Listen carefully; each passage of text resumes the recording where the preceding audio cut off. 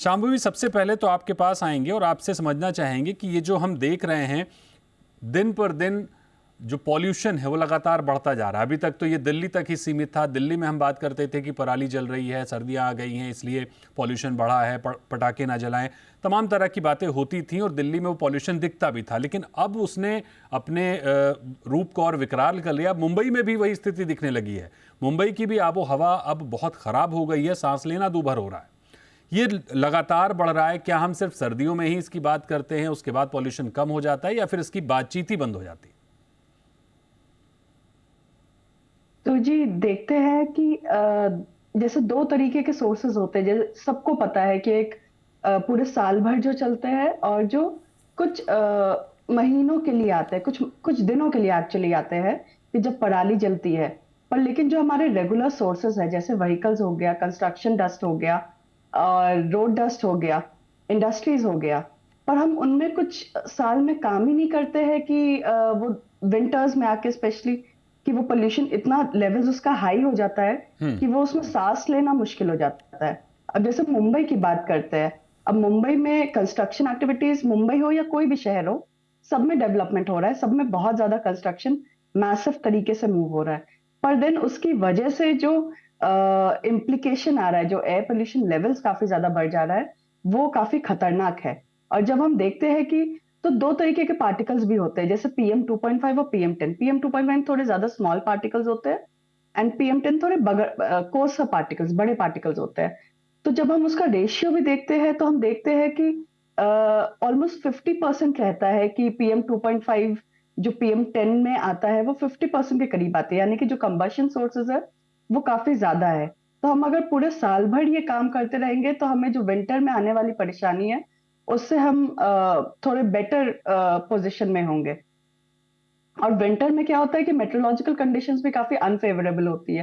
Temperature कम होता है, humidity, थोड़ा मॉइस्चर रहता है और ठंडा रहता है, हवा की गति काफी कम रहती है। तो जिस जिस वजह से डिस्पर्शन काफी कम होता है और मिक्सिंग हाइट वगैरह लो हो जाती है। तो डिस्पर्शन जब हो नहीं पा रहा है तो पोल्यूशन का जो कॉन्सेंट्रेशन है वो बढ़ जाता है।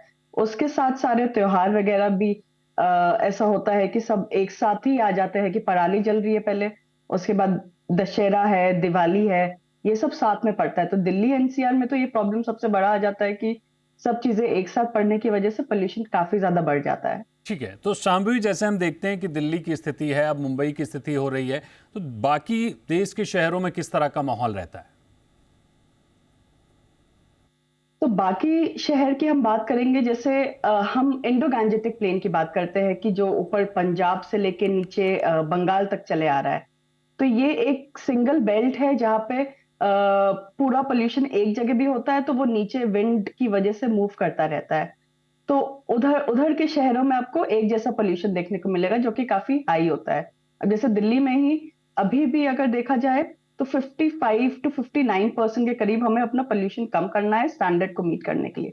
बट उसी तरफ हम दूसरे शहर देखेंगे, जैसे राजस्थान हो गया, या आप बात करें नीचे किसी बैंगलोर वगैरह की शहर की, तो उधर कंडीशंस कुछ और होती है। मुंबई हो गया, तो ये सब सी शोर वाले एरियाज है जहाँ पे सी मिलती है, एक वाटर बॉडी है पास में।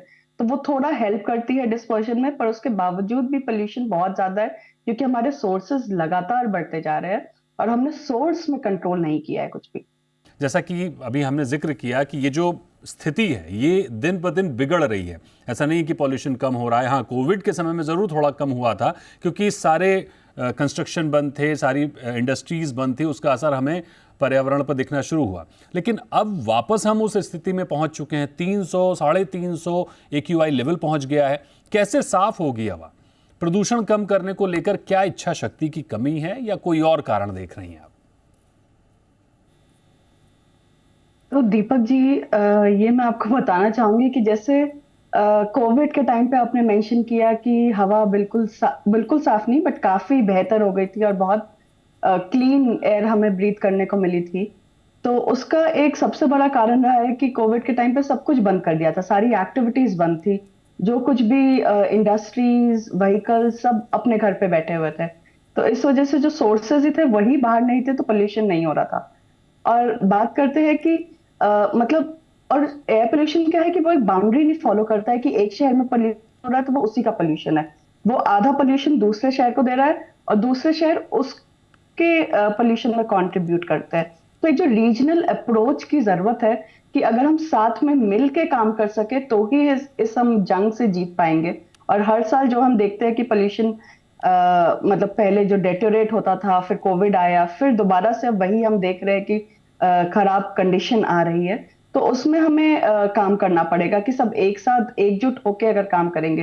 जैसे इंडो गांजेटिक पूरे प्लेन की बात करते हैं, तो उसमें काम अभी शुरू हुआ है, पर हमें उस मैसिव स्केल में ले जाना पड़ेगा और जितना जल्दी हो सके उसको इम्प्लीमेंट करना पड़ेगा, क्योंकि हमारे लिए टाइम बहुत कीमती है। और जैसे डॉक्टर जी ने भी बताया कि वो कैसे हमारी बॉडी को हार्म कर रहा है।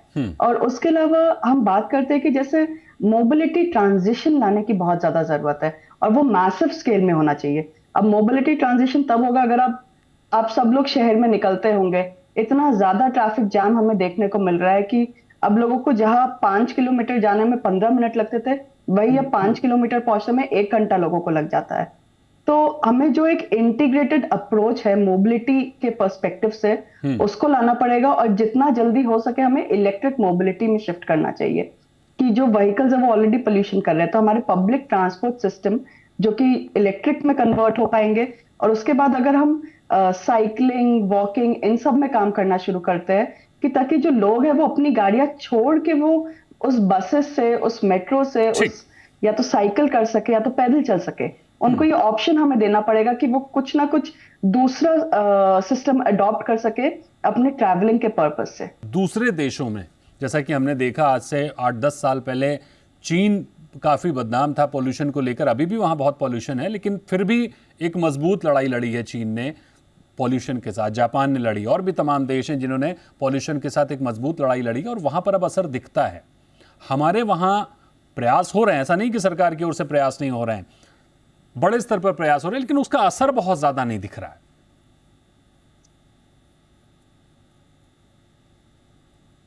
जी, तो जैसे जब हम और शहरों की बात करते हैं कि जहाँ पे पोल्यूशन एक्चुअली में हमने देखा है कि कम हो रहा है, बेटर हो रहा है, इम्प्रूव हो रहा है, तो उन्होंने जो अपने एक्शंस को किया है, जो स्टेप्स उठाए हैं, वो बहुत ही एक स्केल में हमें चाहिए होगा कि आपने छोटा सा, फॉर एग्जांपल अगर मैं आपको दूं कि एक छोटे से एरिया में मिट्टी पड़ी हुई है, धूल हो रही है, उस वजह से आपने उसको साफ कर दिया। पर जब तक आप पूरे शहर में वो चीज नहीं लेकर आएंगे, एक लहर टाइप का नहीं आएगा, तब तक वो इम्पैक्ट हमें देखने को नहीं मिलता है। और जैसे चाइना में किया था, उन्होंने 5 साल का पूरा एक प्लान बनाया था, पूरा टारगेट बना हुआ था कि कैसे वो अपना प्रदूषण कम करेंगे, कैसे वो ये जो पावर प्लांट्स है जो कि कोल में चल रहे हैं उनको बंद करेंगे, कैसे व्हीकल्स को कन्वर्ट करेंगे क्लीनर फ्यूल में। तो ये सब उनका काफी ज्यादा स्केल में हुआ था। अब जैसे इंडिया की बात करते हैं तो इंडिया में सिर्फ एक दिल्ली ही शहर है जिसने मैसिव स्केल में सीएनजी पूरा पूरा अपने पब्लिक ट्रांसपोर्ट को कन्वर्ट कर दिया है।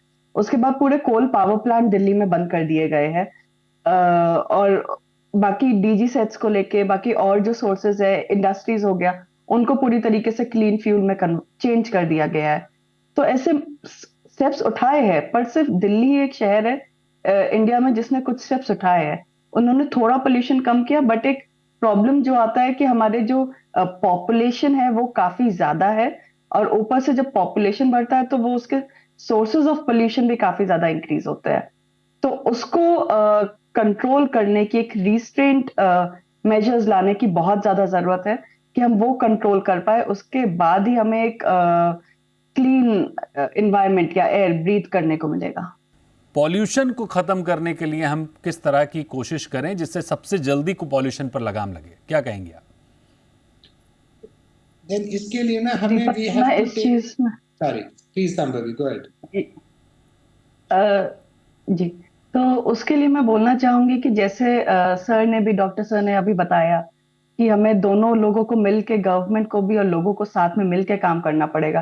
क्योंकि पॉलिसीज वगैरह पेपर में सब कुछ हमारे पास एग्जिस्ट करता है, सबको पता है, सरकार को भी पता है कि उनको क्या करना है जिससे पोल्यूशन कम होगा। बट एक्ट करने की जरूरत है इस टाइम पे, कि हमें अब तुरंत ही अभी भी बैठे सोचे कि अभी हम समझने की कोशिश कर रहे हैं कि पोल्यूशन हो रहा है, किस वजह से हो रहा है। ये सब हमारे पास स्टडीज ऑलरेडी हो चुकी है, सब कुछ इंफॉर्मेशन है हमारे पास। अब हमें सिर्फ इमिडिएटली एक्ट करने की जरूरत है, और एक्ट को हमें इस स्केल पे लेके जाना पड़ेगा कि वो इम्प्रूवमेंट हमें दिखाई दे। तो सबसे जरूरी यही है कि लोग और सरकार दोनों लोग मिलके सेंट्रल लेवल पे अगर हम बात करें तो एक्चुअली सेंट्रल गवर्नमेंट को भी इन्वॉल्व होके पूरी तरीके से इस पोल्यूशन के चीज को हमें खत्म करने की तरफ को मूवमेंट शुरू करना चाहिए।